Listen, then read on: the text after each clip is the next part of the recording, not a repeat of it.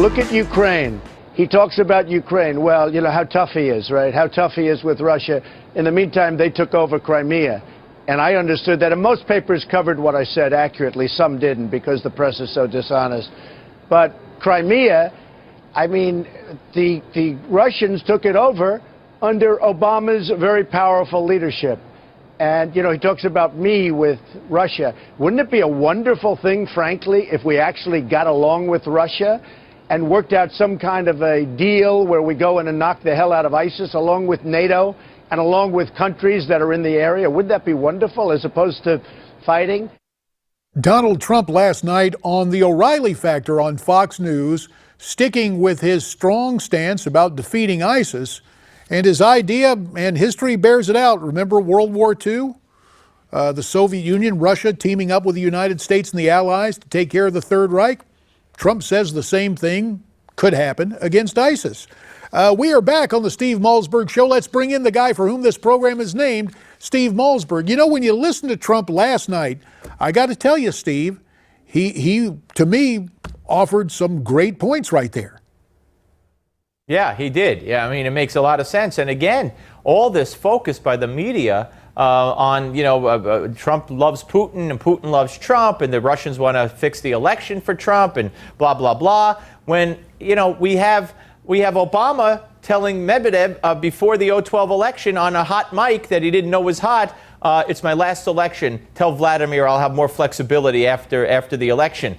And then, of course, he stood by while Putin took Crimea. So the focus should be on Hillary and Obama and what happened, not on Trump and does he like or know Putin. But that's the media. Now, if you want to weigh in, folks, we have a great guest for this topic, the best guest we could have on this. The number, of course, is 877-NEWSMAX, 877-NEWSMAX. JD, you want to intro our guest? I would be honored to, Steve. Checking in with us via Skype is Fred Fleitz, former CIA analyst. Fred currently serves as the Senior Vice President at the Center for Security Policy. Fred's also the author of the new book, Obamabomb, a dangerous and growing national security fraud.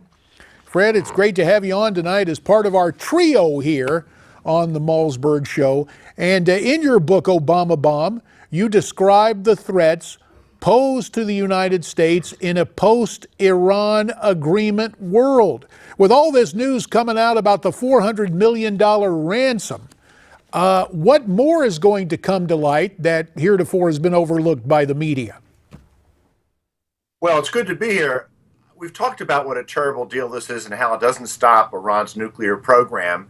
And we know that Iran has behaved very badly since the deal was announced. We now see that we actually paid Iran $400 million in ransom in basically small bills. How it's going to get worse is that this administration is actually acting as the administration's, as Iran's global trade agency. I mean, they're promoting trade with Iran with companies worldwide. This is something John Kerry is spending a lot of time on. So let's talk more about. Yeah. Go ahead, Steve. No, I was just going to say, and Fred, isn't it true that there's over $1 billion more that is quote unquote owed by the United States to Iran because the Obama administration agreed to give them this money as a part of some settlement from back in when the Shah was overthrown? Well, we actually only owed Iran $400 million, and then there's $1.3 billion in interest on the $400 million. That's what we agreed to. The administration is saying, well, this is a legal claim. We had no choice but to agree to it. Wrong. The Justice Department didn't have to agree to anything. This wasn't a binding decision. And there are billions in legal claims against the Iranian government by Americans, including Americans who were killed by Iranian-sponsored terrorists. So basically, nothing you've heard from the administration on this is true. Gentlemen, let's go to the phones at 1-877-NEWSMAX, 1-877-639-7629, and let's head down to Mississippi. Biloxi is where Bill is on the line. Hi, Bill. Welcome to Newsmax TV. Hey, thanks a lot, fellas. Steve, I just want to say quickly, I enjoy your TV show and respect your opinions a lot. Thank you. Guys, I'm a 67-year-old Vietnam veteran. who absolutely loves the United States of America. I respect our history and I respect our leaders, and I'm so proud to be an American, and I wear it on my chest all the time. It's a sad state of events that's going on now with the two candidates we have for president. One is an habitual liar, and the other one, Donald Trump, I'm a stone-cold Republican. I voted Republican all my life, and I just can't bring myself to vote for this guy. I couldn't trust him with these responsibilities that a president has for the country, the people, and the people of the world. And it's amazing to me how we can't come up with one man or woman who's responsible enough, who loves their country enough, who could look us straight in the eye and be honest with us and tell us. All right, let me first of all, thank you for your service. We've been in for the last 8 years. And first of all, thank you for your service. Thank you for your kind words and your service. And let me ask you, Fred, when it comes to foreign policy, do you have confidence in Donald Trump? Because let's face it, the choice is Donald Trump or Hillary Clinton. And besides the Supreme Court, there is the question of foreign policy. What's your read on what kind of foreign policy Donald Trump would have? The Supreme Court is a big concern of mine. Concerning Hillary Clinton, I think Iran will get the bomb and ISIS will go wild if she's president. I know that Mr. Trump has some very good foreign policy advisors. I know them. I've talked to them. I might add, I'm not one of them. I'm not part of the Trump campaign.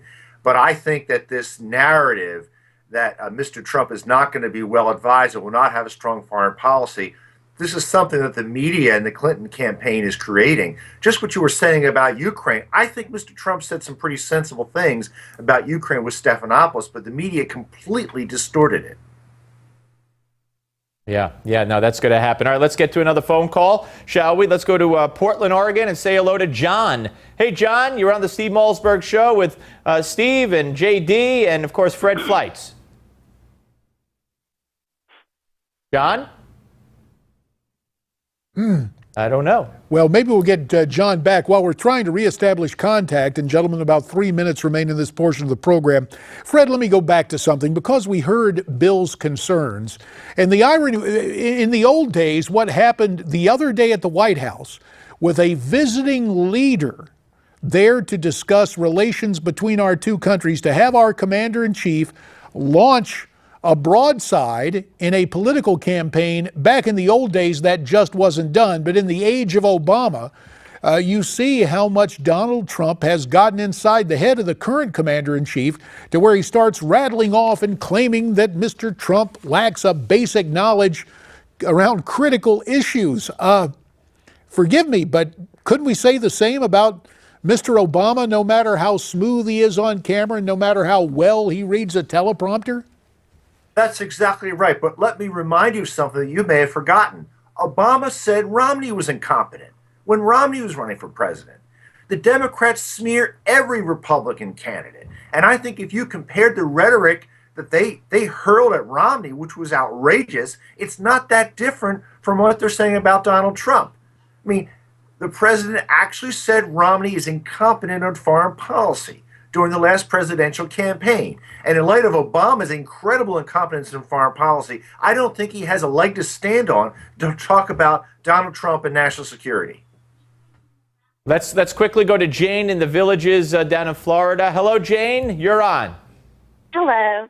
I've watched a lot of media today and read several articles throughout Mr. Trump's campaign. And I'm just calling in to just really ask everyone on your panel and everyone listening, do we want to have a Democrat in the office or do we want to have a Republican? Mr. Trump is running on his own money in the primary campaign, and so really almost every single news media and outlet are talking about things they perceive as Mr. Trump could do better or wrong. And I would like everybody to search their heart and decide if they want a Democrat or Republican, and then try to correct what they're saying to line up with what they want in their own heart. Jane, those are very keen observations you offer from the villages in that crucial, crucial state of Florida. And it does come down to a basic choice, though other folks may lament the nature of the choice. It is a clear choice. It's always great when we choose to have Fred Fleitz with us. Fred, we thank you for Skyping in tonight from Washington. Thanks, Fred. And again, the name of Fred's new book is Obamabomb. A dangerous and growing national security fraud. Now, no fraud here, at least not from those of us on Newsmax TV, but Jane talked about it some, all the noise that is out there from the leftist media. Well, we'll talk about that noise with a guy named Noise, Rich Noise from the Media Research Center, here to talk about what we're seeing from the leftist press when we come back.